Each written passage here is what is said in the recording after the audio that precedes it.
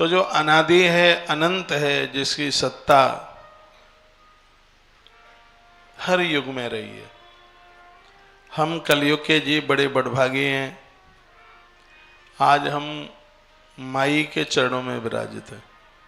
साधने सफले पेवम जाय माने पियो नर, ज्ञानार्थम नैव यतते तस् जन्म निरर्थक। मनुष्य जीवन पा करके जो लोग ज्ञान को प्राप्त नहीं हुआ, जिसने समझदारी प्राप्त नहीं की, देवी देवताओं से नहीं जुड़ा, भगवान से नहीं जुड़ा, तो ग्रंथ कहता है कि उसका तो मनुष्य जीवन निरर्थक है, बेकार है, किसी मतलब का नहीं। दुर्लभो मानसो देहो देई नाम छड़भंगुरा, ये बड़े मुश्किल से मिला है। यह हमारी और आपकी मेहनत से नहीं, ये भगवत कृपा से मिला है। और ईश्वर ने बहुत बड़ी कृपा करी है, मनुष्य शरीर हमें आपको मिल गया है। तो इस जीवन को कीड़े मकोड़ों की तरह नहीं जीना है, एक इंसानियत के साथ जीवन जिए। आज मैंने एक वीडियो डाली है, आप देख लेना, आपके पास पहुंच गई होगी, आज शाम तक पहुंच जाएगी। क्या नवरात्रा का व्रत करने से व्रत का पुण्य मिलता है? हमने नीचे लिख दिया नहीं मिलता।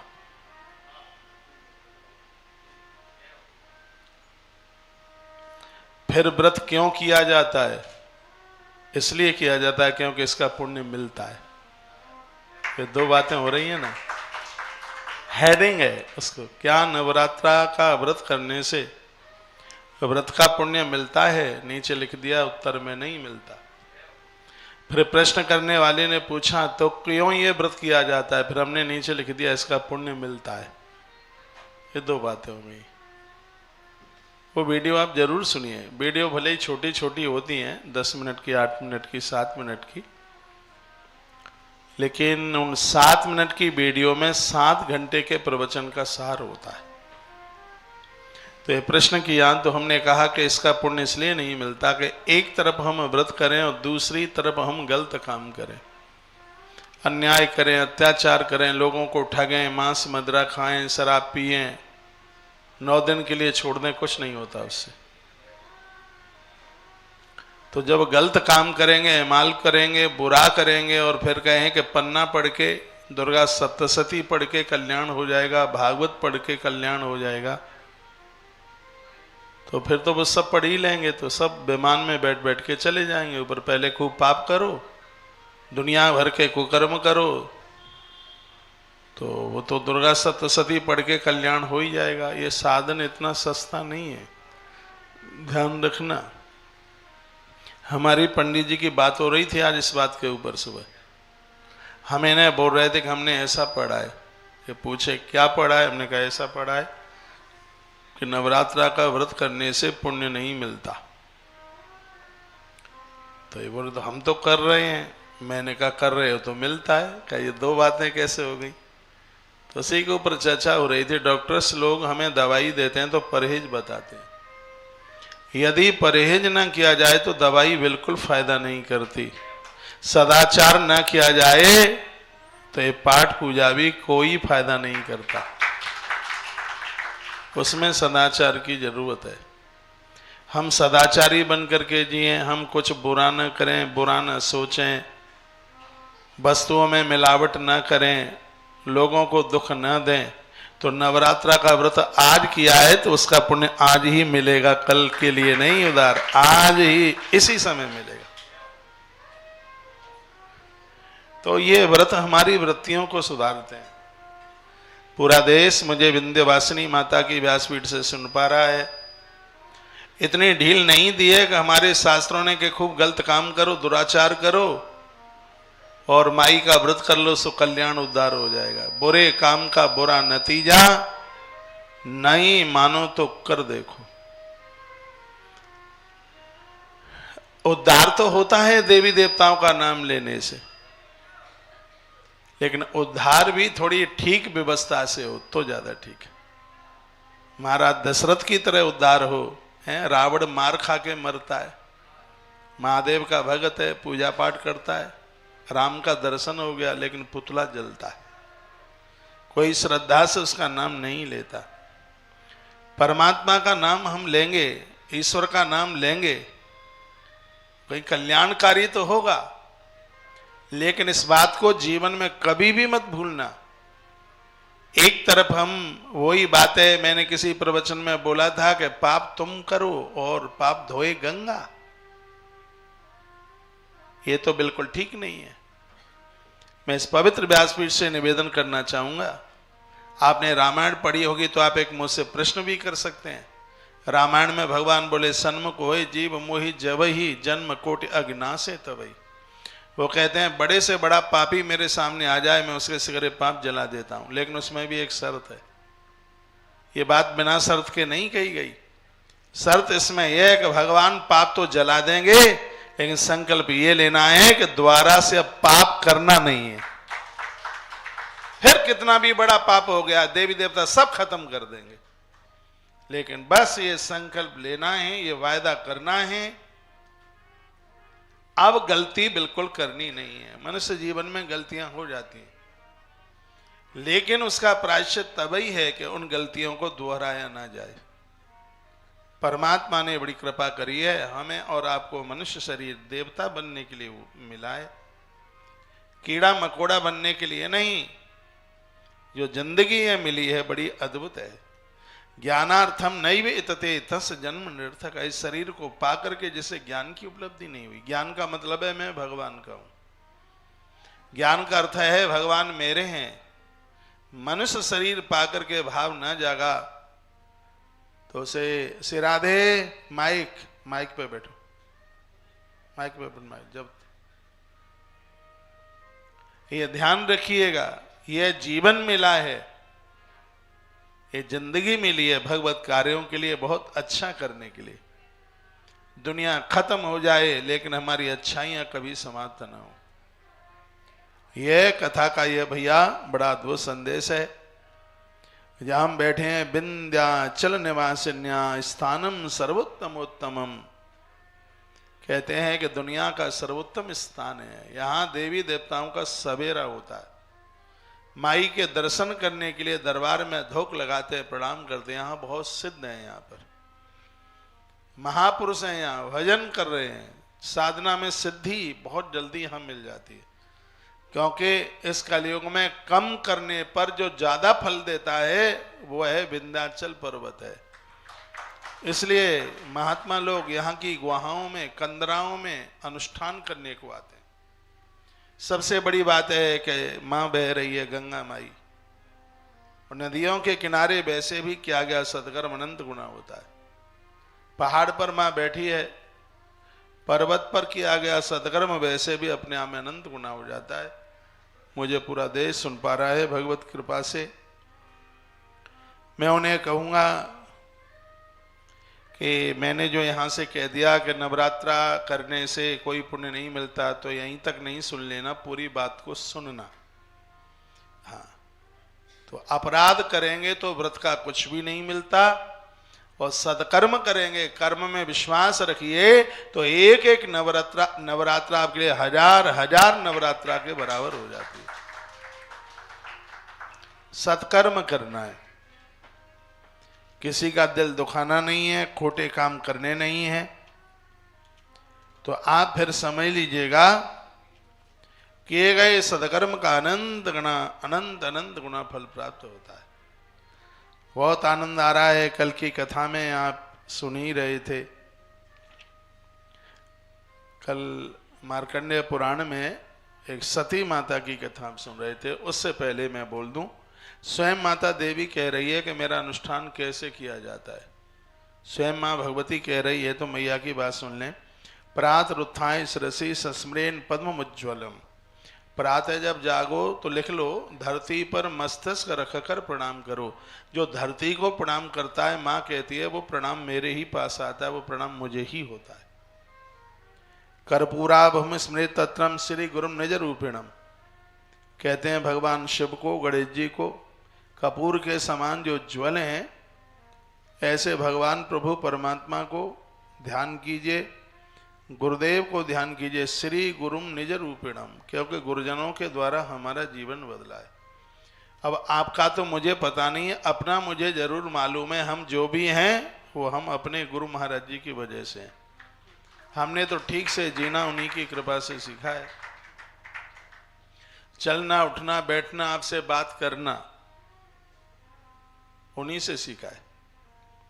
और ऐसा कोई दिन नहीं निकलता है, ऐसा कोई क्षण नहीं निकलता जिन क्षणों में हम अपने महाराज श्री जी का स्मरण ना करें, क्योंकि हमें लगता ही है कि हमें जो मिला है वो सब उनकी कृपा से मिला है।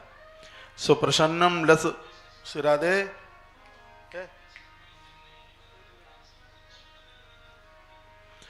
सुप्रसन्नम लद भूषा भूषितम शक्ति संयुतम नमस्कृतम ततो देवी कुंडलिम संस्मृत बोला। जो मैया जी को वंदन प्रणाम करेगा भैया, उनकी तो कुंडली जागृत हो जाएगी, उनकी कुंडली जाग जाएगी। कहते अग्निहोत्रम ततो हुत्वा मदिपीड़ितम दजोत्तम होमांत्य श्वास निस्तुता पूजा संकल्प आचरित। ये संकल्प कर लो, आप हवन यज्ञ पूजा पाठ कर रहे हैं, आप जगत कल्याण के लिए कर रहे हैं। जो भी सदकर्म आप करते हैं जिसमें अपनी मांगने की कोई इच्छा नहीं है, आप जगत कल्याण के लिए करते हैं, तो ये देवता आपके ऊपर अति प्रसन्न हो जाते हैं। आज की कथा में आरंभ में सुना होगा आपने, मेरे मुंह से शब्द निकला था, यहाँ 9-10 दिन के अनुष्ठान में मुझे जो मिलेगा वह सब आपको लगे आपकी झोली में पहुंचे। ऐसा मैंने क्यों बोल दिया? क्योंकि लिखा है, जो भी सदकर्म करते हुए दूसरों को समर्पित कर देते हैं, तुम्हारा घटता नहीं है और सामने वाले का बहुत बढ़ जाता है। हमने वो राजा अम्बरीश का चरित्र पढ़ लिया, मैंने कई बार आपको सुनाया। एकादशी का व्रत करते थे, नारायण के पास पहुंचे, नारायण देव ने कहा मांगो, तो उसने कहा कि हम आपका नरक देखना चाहते हैं, नरक वो यमराज का नरक देखना चाहते हैं, दिखवा दो। भगवान नारायण बोले जो मेरे यहाँ आवे और नरक देखे, ऐसा कैसे हो सकता है? आपने ही तो बोला है कि मांगो, तो हमने मांग लिया, अब देना ना देना आपकी बात है। यमराज नारायण के यहाँ आए, लेके गए अम्बरीश को, राजा अम्बरीश को नरक के दरवाजे पर खड़ा कर दिया। कहते हैं कि अम्बरीश के दर्शन करने मात्र से जो बिलबिला रहे थे लोग नरक में, वो शांत हो गए, सिर्फ दर्शन मात्र से। और उसी से राजा अम्बरीश ने कहा कि मैंने अपने जीवन में जितना भी 11 का व्रत किया है और सदकर्म किए हैं, वो सब नरकवासियों को लग जाए। इतना कहा तो कढ़ावे का तेल ठंडा हो गया, 3 तरह की शीतल मंद सुगंध हवा चलने लगी और भगवान का गरुण प्रकट हो गया। नरक के लोगों को सबको ढोते ढोते हुए नारायण के धाम पहुंचा दिया, नरक खाली। अम्बरीश राजा से कहा कि आपका पुण्य देने से इतना पुण्य बढ़ गया है कि तत्काल तुम्हें इंद्रासन पर बैठाने के लिए देवता तैयारी कर रहे हैं। राजा अम्बरीश ने कहा मुझे इंद्रासन नहीं चाहिए, मुझे भगवान नारायण के चरण चाहिए। राजा अम्बरीश को भगवान का पार्षद बनने का सौभाग्य प्राप्त हुआ। तो जो भी हम पुण्य सत्कर्म करते हैं उसमें अपनी लिए भावना है। लोगों को कहो कि दुनिया का उद्धार हो, ऐसा नहीं है कि शुरुआत हमसे हो। बहुत लोग कहते हैं कि शुरुआत हमसे हो। बांटो खूब, बच जाए तो ठीक है, ना बचे तो भी कोई चिंता की बात नहीं है। फिर उसमें जीव का कल्याण छिपा है। भूत शुद्धिम पुराम कृत्वा। पूजा में किसी भी प्रकार का व्यवधान नहीं आता है। पीली सरसों पास में रखी जाती है और 10 दिशा में उसको फेंका जाता है। कोई भी किसी भी प्रकार की हारी दुखारी बीमारी, पेट का खराब होना, भूत प्रेत लाए बलाए, ये सब चीजें आस पास तक नहीं होती। बाएं हाथ में पीली सरसों लेके दाएं हाथ से उसको बंद कीजिएगा, नेत्र बंद करके नवाहन मंत्र का जप कीजिए। उसके तत्पश्चात सबसे पहले आगे डालिए पूरब में, उसके बाद अग्नि कोण में, फिर दक्षिण में नैऋत्य, उसके बाद में प्राच्यई, पश्चिम वायव्यई, उसके बाद उदिक्चई उत्तर, उसके बाद ईशान कोण, फिर थोड़ा ऊपर डालिए, फिर जमीन में छोड़ दीजिए। ये पूजा में प्रत्येक दिन किया जाता है। इससे घर में किसी भी प्रकार का व्यवधान नहीं होता। व्यवधान पूजा रुकती नहीं है। नहीं तो कहीं सोवड़ बोवड़ भी हो सकती है, कहीं काम से जाना भी जा सकता है, और कुछ भी ना हो तो नारी का ऋतुकाल भी शुरू हो सकता है। तो आप कहोगे वो तो प्रकृति का काम है, वो भी रुक सकता है। 2 एक आध दिन बिल्कुल रुक जाएगा। हाँ, ईश्वर की कृपा से क्यों नहीं रुक जाएगा? बिल्कुल रुक जाएगा। ग्रंथों में जो बातें कही गई हैं, हम जैसे लोग तो इनके ऊपर बड़ा विश्वास करते हैं, बहुत विश्वास करते हैं। भजनानंदियों की तो बात ही अलग है। अयोध्या के लोगों का इतना पुण्य था, इतना पुण्य, सूर्यवंश में राम आए, कहते हैं कि महीने भर तक सूर्य देवता खड़े रहे, गए नहीं। अवध के लोग इतने प्रसन्न हो रहे थे, वो सूर्य की बड़ाई कर रहे थे कि आज आपकी कृपा से सूर्यवंश में हमारे प्रभु आए। एक महीने तक सूर्यदेव एक जगह खड़े रह सकते। तो ये चीजें हैं, ये बड़ी प्रभावी हैं, ये जादू टोना टोटका नहीं है। यदि ऐसा होता तो हमारे ऋषि ये नहीं लिखते। पता नहीं, पूजा में आप अनुष्ठानिक पूजा में तो पीली सरसों को प्रयोग में लिया जाता है। मैंने एक लिस्ट बनाई थी, पता नहीं कहाँ चली गई। एक बार मैं बोल दूं, अष्टमी को आप हवन वगैरह करें तो कुछ सामग्रियां ये आप ले लें, साधारण सी सामग्रियां। पूजा में चावल चाहिए हवन के लिए। जितना चावल आपने लिया है, जितना तिल लिया, तिल का आधा चावल। कभी कभी देखा जाता है कि सामग्री में चावली चावल दिखता है, तिल दिखता नहीं है। थोड़ा महंगा तो है, लेकिन तिल आयुष देता है, धन देता है, संपत्ति देता है, नकारात्मक सोच को समाप्त कर देता है। यज्ञ में तिल का बहुत ज्यादा प्रभाव है। आप छोटा हवन कर लीजिए, मत कीजिए 5 घंटे का, लेकिन सामग्री ऐसे बनाइए जैसे आप किसी विशेष मेहमान को जमाने के लिए भोजन पदार्थ बनाते हैं। सामग्री क्या है? सामग्री भी तो देवताओं का भोजन ही तो है। ये बाजारू घी मन डालिए, चर्बी आ रही है, बेकार है, कुछ नहीं है उस, बेकार है। तो आप दूध के द्वारा आप निकालिए घी घर में। और सामग्री में घी डालना इसलिए जरूरी है, कहते हैं कि यदि सामग्री में घृत नहीं होगा तो राक्षसों के मुंह में सामग्री चली जाती है। फिर कहा गया घी ना हो तो उसमें कहा उसमें दूध मिला दो थोड़ा सा सामग्री। फिर पूछा दूध भी ना हो तो कह दिया फिर थोड़ा जल मिला दो उसमें, लेकिन सूखी सामग्री मत डालो, थोड़ा उसमें जल डाल करके थोड़ा कपूर मिला देना, नहीं तो फिर वो धुआं करेगी। थोड़ा कपूर मिला दोगे उसमें तो अग्नि उसको जल्दी पकड़ लेगी। ये सब शास्त्रार्थ बातें हैं ये।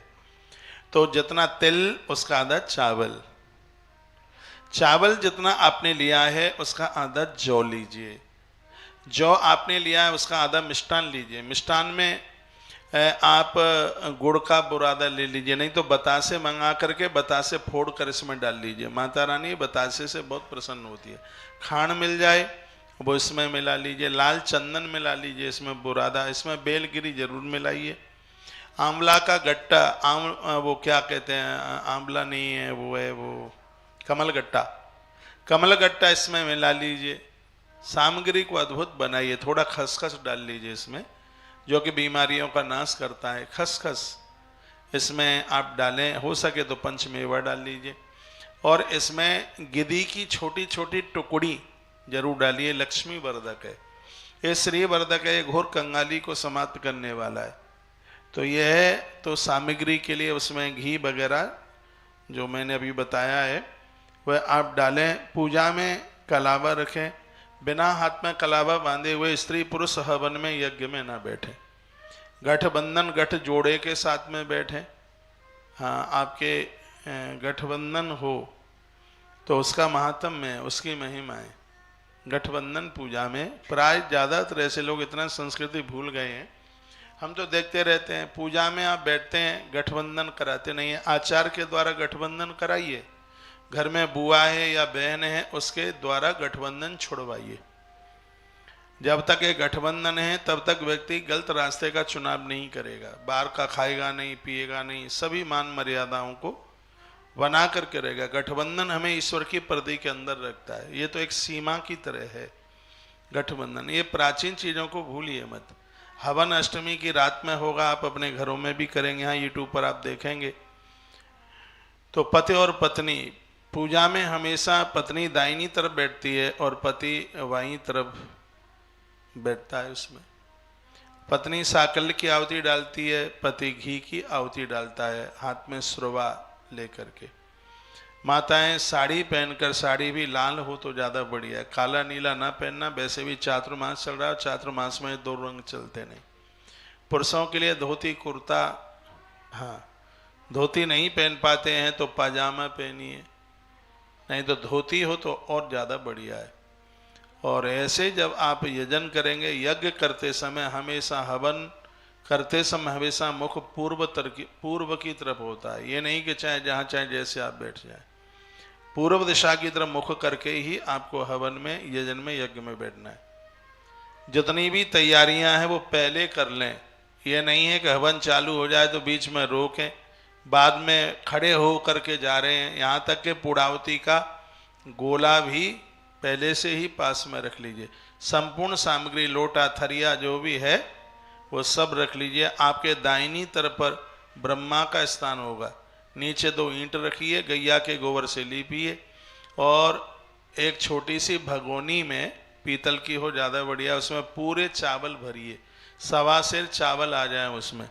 फिर उसके ऊपर एक नारियल रखिए ब्रह्मा जी के नाम का, और एक जनेऊ रखिए उसमें, और सफ़ेद कपड़ा रख दीजिए, चाहे वो धोती हो चाहे कुर्ता हो, कोई भी हो, ये रख दीजिए।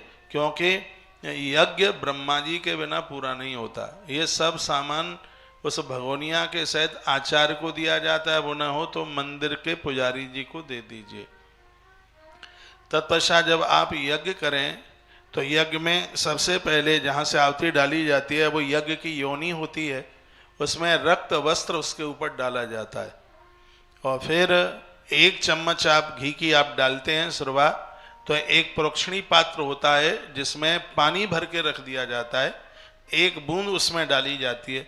कुछ आहुतियाँ ऐसी हैं कि 1 बूंद उस पात्र में डालनी ही होती है, जैसे ओम प्रजापतये स्वाहा इदम प्रजापतये नमः, ओम अग्नये स्वाहा इदम अग्नये नमः, ओम ब्रह्मणे स्वाहा इदम ब्रह्मणे नमः। ये आहुतियाँ डाल करके, और फिर घी की 5 आहुतियाँ, ओम प्राणाय स्वा, व्यानाय स्वा, समानाय स्वा, उदानाय स्वा, ये डाल करके और फिर हवन यज्ञ शुरू हो जाता है। उसमें गणेश जी की आहुति पहले, फिर मैया जी की आहुति डलती है, उसके तत्पश्चात लक्ष्मी माँ की आहुति डलती है, उसके बाद नवग्रह की आहुति डलती है, उसके बाद फिर अपने इष्ट देव की आहुति डलती है, फिर दुर्गा सप्तशती के द्वारा आचार्यों को पता होता है। 12:52 हो गई हैं। मैं आपको कहूँगा, सबसे पहले तो मैं आपको ये कह दूँ, मार्कंडे पुराण की कथा तो आप तुलसी तपोवन यूट्यूब चैनल और सत्संग टीवी पर सुन रहे हैं। ठीक 3:30 बजे तुलसी भक्ति रस यूट्यूब चैनल पर वैष्णो माता के दरबार में जो कथा हुई थी इस साल अप्रैल में, नवरात्रा में इतनी अद्भुत कथा हो रही है, कल मैंने भी सुनी है, और वो श्रीमद् देवी भागवत की कथा हो रही है, उसको आप जरूर सुनिए, बहुत आनंद देने वाली कथा है। वो कथा लगभग 7 बजे पूरी होती है, 7 बजे से 7:30 बजे तक यहाँ आरती होती है। तुलसी मंजरी यूट्यूब चैनल पर वह पूरी आरती का यहाँ से पूरा दर्शन होता है आरती का, उसे सुने। ठीक 7:30 बजे तुलसी मंजरी यूट्यूब चैनल पर श्रीमद् कालिका पुराण की कथा जो वृंदावन में हुई वो आरंभ हो जाती है, उसे सुनिए। सुबह कथा तुलसी मंजरी यूट्यूब चैनल पर 8 बजे से लेकर 11 बजे तक देवी महापुराण 2021 में वृंदावन में हुआ है। एक देवी भागवत अलग है और देवी पुराण अलग है, वो भी कथा बड़ी अद्भुत है, ऐसे आप सुनिए। एक बार उन लोगों के लिए, भक्तों के लिए तालियां बजाइए जिन्हें नर्मदा परिक्रमा करने का सौभाग्य प्राप्त हो रहा है, उनके नाम बोल रहा हूँ।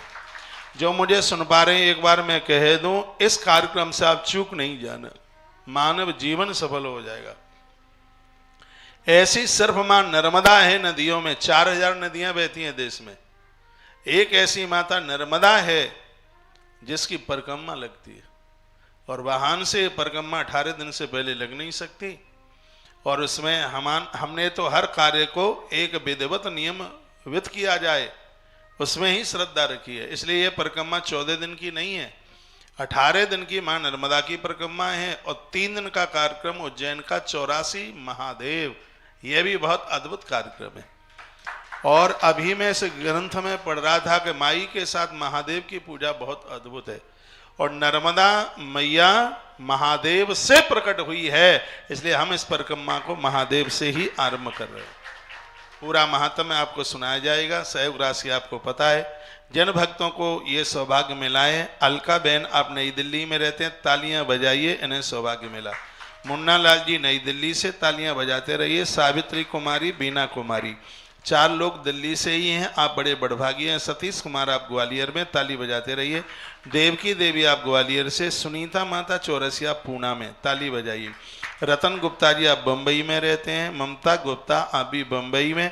निशा पालीवाल फरीदाबाद। अवतार नारायण जयपुर। श्रीमती राजेश भटनागर जी। रजनी परमार धार। स्नेहलता रस्तोगी दिल्ली। नीलम नारग आप दिल्ली। सीके गुप्ता लखनऊ। मंजू गुप्ता लखनऊ। शारदा तिवारी बिलासपुर। उर्मिला देवी पटना। मंजू देवी पटना। शिव कुमारी देवी पटना और संचिता शर्मा देहरादून। हैदराबाद से 4 नाम है, तालियां बजाइए। माता भवरी देवी सोनी माहेश्वरी जोधपुर, आप भक्तों को ये सौभाग्य प्राप्त हुआ। ये नाम तो बहुत हो जाएंगे, हमें तो बहुत लिमिट में ही लेना है क्योंकि यात्रा के ऊपर हमारा ध्यान बहुत है। इसलिए 22 तारीख को मैं ओमकारेश्वर में, 22 तारीख को मैं उज्जैन में हूँ। यहाँ की व्यवस्था 22 अक्टूबर, क्योंकि इस कार्यक्रम को करने वाला तो भगवान है, नहीं तो इन आयोजनों को आश्रम देखता है। लेकिन ये माँ नर्मदा की परिक्रमा की जिम्मेवारी मैया जी ने मुझे दी है। मेरे लिए बहुत बड़ी बात है कि 21 दिन तक, और कथाओं को विराम तो कहाँ दूंगा, चलती फिरती मेरी व्यासपीठ कथा कहेगी। जहाँ तक व्यवस्था बने आप आ जाना, कुछ जमा करके बस आप रजिस्ट्रेशन नंबर ले लीजिए। बेटिया मनीषा जायसवाल आपकी बेटी माई का जन्मदिन है, बहुत बहुत बधाई, धन्यवाद। मैसेज मैंने पढ़ लिया है। तो मैं एक बार निवेदन करूंगा, 2 सूचना मैं आपको दे रहा हूं। एक तो माता विंध्यवासिनी के रात्रि भर के अष्टमी के आप हवन यज्ञ से न चूक जाना। तुम अपने घर ऐसा यज्ञ कभी नहीं कर पाओगे, मुझे पता है। विधि विधान वो सामग्रियां आपके संभव की बात नहीं है, और गोत्र के द्वारा पूरा पुण्य आपके खाते में जाता है। 2100 रुपये का सहयोग है। ब्राह्मण जनों की दक्षिणा, सामान सामग्री सब कुछ उसी में ही तो है। तो आज ही आप उसका नामांकन करा लें, जिससे आपको भी ये सौभाग्य मौका मिल जाए। और दूसरी बात यह है, मैं निवेदन कर रहा हूँ, माँ नर्मदा परिक्रमा, इसमें बहुत समय नहीं लगेगा इसके रजिस्ट्रेशन को पूरा होने में। इसलिए आज ही आप आश्रम के नंबरों पर कांटेक्ट संपर्क करते हुए खुद का और अपनों का नाम लिखा लीजिए। यात्रा बहुत अद्भुत है, इसमें किसी भी प्रकार की 1% भी दिक्कत नहीं आएगी। किसी ने पूछा हम चल लेंगे, मैंने कहा बिल्कुल चल लोगे, क्योंकि पैदल उसमें चलना नहीं है। गाड़ी इसलिए तो छोटी गाड़ी रखी है जो हर समय आपके साथ रहेंगी। जिस समय हम समुद्र में प्रवेश करके मैया जी की परिक्रमा कर रहे होंगे, इतना आनंद आ रहा होगा। ऐसी माता नर्मदा है जो प्रलय में भी समुद्र में ऊपर दिखाई देती है। माँ नर्मदा, जैसे हनुमान जी 4 युगों में है, माँ भगवती नर्मदा को 4 युगों में बताया गया है। मैया नर्मदा कभी भी धरती छोड़ के नहीं जाती। 4.5 करोड़ वर्ष माता नर्मदा को मृत्यु लोक में आए हुए समय हुआ। 4.5 करोड़ साल, इतना समय माई को हुआ है। तो ये मैया जी की ही कृपा से यह सौभाग्य प्राप्त हो रहा है। मुझे भक्त लोग सुन पा रहे हैं, मेरे द्वारा कही गई न्योता दिया गया ये वीडियो ज़्यादा से ज़्यादा आप आगे भेजें तो लोग जिससे लाभान्वित हो सकें। नवरात्रा